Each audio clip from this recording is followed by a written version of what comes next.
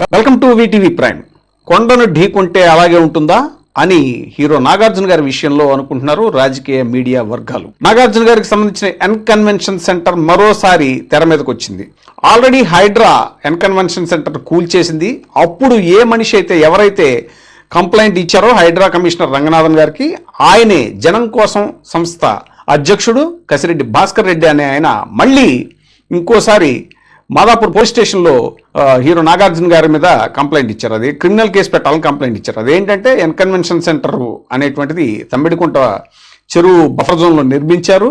దాదాపు 29 ఎకరాల చెరువు స్థలంలో 3 ఎకరాల దాకా కబ్జా చేసి ఎన్ కన్వెన్షన్ సెంటర్ నిర్మించడం అనేటువంటిది రెవెన్యూ అలాగే ఇరిగేషన్ చట్టాలను ఉల్లంఘించడం, అది అలాగే అంతేకాకుండా పర్యావరణ విధ్వంసం కూడా జరిగింది. దానివల్ల ఈ విషయాల మీద నాగార్జున గారి మీద క్రిమినల్ చర్యలు తీసుకోవాలంటూ సంస్థ అధ్యక్షుడు కసిరెడ్డి భాస్కర్ రెడ్డి ఫిర్యాదు చేశారు.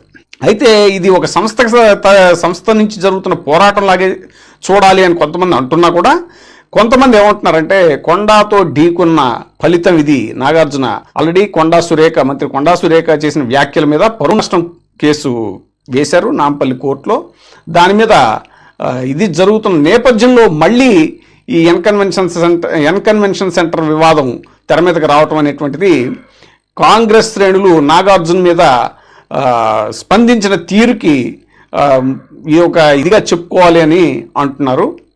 అయితే పోలీసులు మాత్రం ఇది ఆల్రెడీ హైకోర్టు స్టే ఇచ్చింది ఈ ఎన్ కన్వెన్షన్ సెంటర్ విషయం మీద. అందువల్ల లీగల్ ఒపీనియన్ తీసుకున్న తర్వాత మేము ముందుకు వెళ్తామని చెప్పేసి ఆచితూచి పోలీసులు వ్యవహరిస్తున్నారు.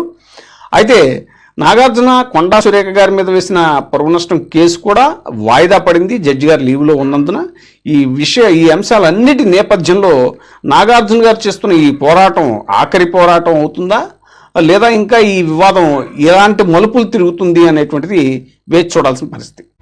ఇప్పుడే సబ్స్క్రైబ్ చేయండి, లైక్ చేయండి, షేర్ చేయండి.